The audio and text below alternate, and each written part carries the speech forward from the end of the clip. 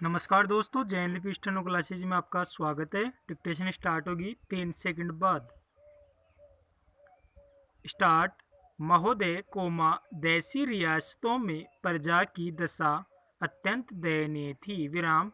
कुछ जमींदारों कोमा ऊंची जाति के लोगों कोमा नरेशों के नाते रिश्तेदारों को छोड़कर सामान्य जनता, विशेष रूप से किसान कोमा, बड़ा ही कष्टमय जीवन बिता रहे थे। विराम। देसी रियासतों को निरंकुशता और निर्धनता का निचोड़ कहा जा सकता था। विराम।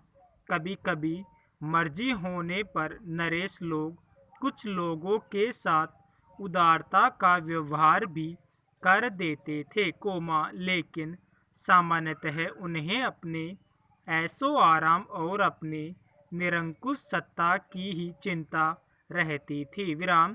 देसी रियासतों की संख्या लगभग 100 थी, जिनमें से हैदराबाद कोमा, कश्मीर कोमा, मैसूर आदि रियासतें काफ़ी बड़ी थी और कुछ रियासतों तो ब्रिटिश भारत के किसी एक गांव के बराबर छोटी थी। विराम। कुछ रियासतों का क्षेत्रफल केवल कुछ एकड़ ही था। विराम। लेकिन इन्हें देसी रियासतों के सारे अधिकार और दर्जा प्राप्त था। विराम। इन नरेशों के अधिकार एक समान नहीं थे। विराम। कुछ नरेशों को काफ़ी हद तक वास्तविक सत्ता प्राप्त थी कोमा, कम से कम देखने में कोमा, और कुछ को लगान वसूलने और अपनी प्रजा को आतंकित करने के सिवा और कोई अधिकार नहीं थे। विराम।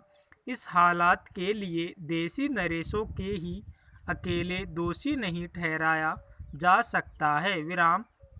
सिद्धांत रूप में यद्यपि उन्हें अपनी रियासत में पूरे अधिकार, लेकिन अधिकांश में यह सत्ता केवल जनता पर दमन और अत्याचार की चक्की चला सकने तक ही सीमित थी। विराम। यदि वे प्रजा की दशा सुधारने कोमा या उसे किसी प्रकार का प्रातिनिधिक प्रशासन देने की कोशिश करते भी थे तो दिल्ली की राजधानी में बैठा सम्राट का प्रतिनिधि कोमा वायसराय या उन रियासतों में बैठा उसका एजेंट उन्हें वैसा करने से रोक देता था। विराम। ऐसा वास्तव में हुआ भी था कि नरेशों ने उत्तरदायी सरकार स्थापित करने में अपनी असमर्थता व्यक्त की थी, क्योंकि वैसा करना सर्वोच्च सत्ता ब्रिटिश सरकार के साथ हुई संधि की शर्तों के विरुद्ध होता। विराम। वस्तुतः वायसराय केवल संधि की शर्तों की सीमा में ही रहकर अपने अधिकारों का प्रयोग नहीं करता था। विराम।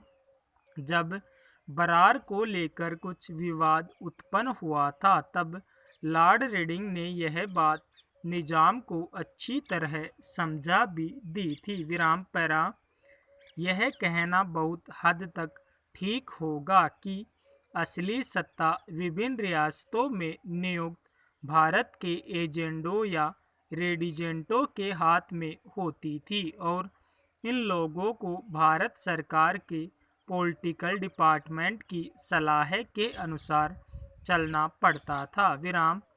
एजेंट या रेडिजेंट की सहमति के बिना किसी नरेश के लिए जनता की भलाई के लिए कोई कदम उठाना संभव नहीं था। विराम। आरंभ में इन एजेंटों या रेडिजेंटों से भारत सरकार के पॉलिटिकल एजेंट के रूप में कार्य करने की अपेक्षा की जाती थी। विराम।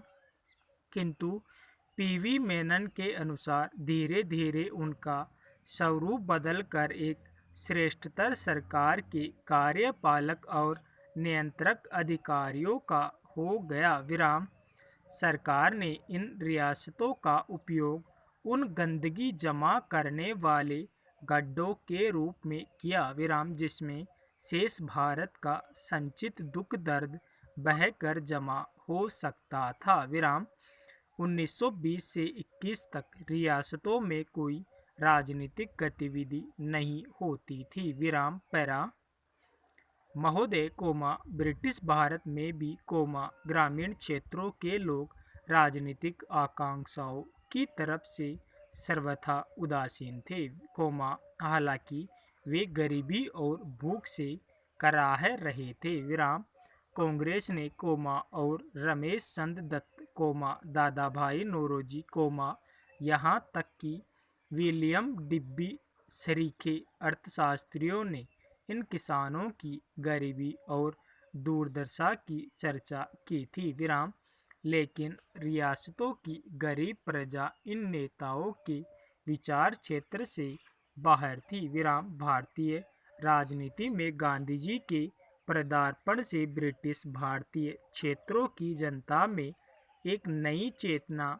जागृत हुई, देशी रियासतों में भी ब्रिटिश भारतीयों की राजनीतिक गतिविधियों के कारण सुगबुगाहट होने लगी, 1922 में देशी रियासतों के नेताओं की एक बैठक पूना में एन.सी. केलकर की अध्यक्षता में हुई, रियासतों में नागरिक स्वतंत्रता लेस मात्र भी नहीं थी, सभा आयोजित करने या अभिव्यक्ति की कोई स्वतंत्रता नहीं थी, अतः इन लोगों को ब्रिटिश भारतीय क्षेत्र में अपनी बैठक करनी पड़ी थी, पैरा।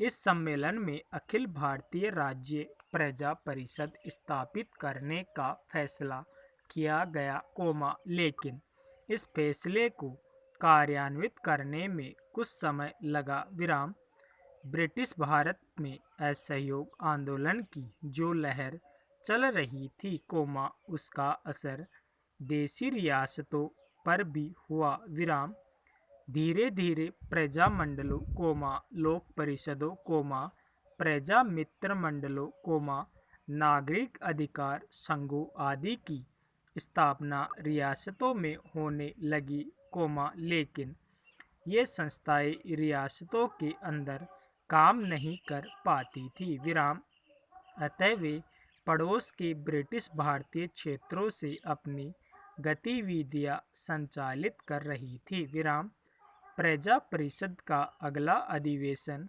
1926 में हुआ था, इसमें एक अखिल भारतीय संगठन स्थापित करने का फैसला किया गया, एक घोषणा पत्र में सम्मेलन ने एक संघ स्थापित करने के पक्ष में अपना मत व्यक्त किया, जिसमें देशी रियासतें भी ब्रिटिश प्रांतों की सहभागी होगी, चेम्सफोर्ड सुधारों में एक भावी संघ का संकेत किया गया था, जिसमें ब्रिटिश प्रांत और रियासतें शामिल होगी, भावी भारत के उज्जवल भविष्य का चित्रण करते हुए मॉन्टफोर्ट रिपोर्ट में कहा गया था, इस क्षेत्र में रियासतों के लिए भी स्थान होगा, यही वह प्रेरणा थी जिसने 1926 में हुई रियासतों के प्रतिनिधियों को यह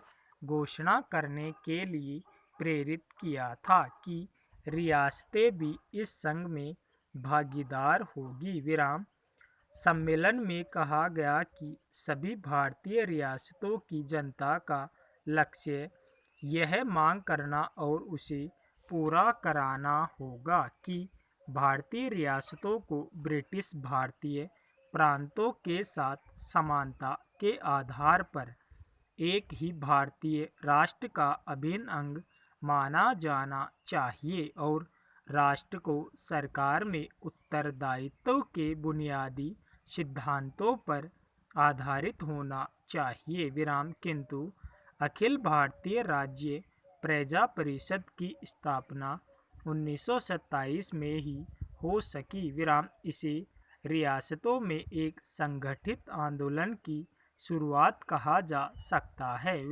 इसका पहला सम्मेलन बम्बई में दिसंबर 1927 में हुआ, इसका दूसरा सम्मेलन मई 1929 में बम्बई में हुआ, वस्तुतः इसके सभी सम्मेलन ब्रिटिश भारत में ही हुए, इस समय तक देशी रियासतों के बारे में कांग्रेस का रवैया अस्पष्ट सा ही था। स्टोक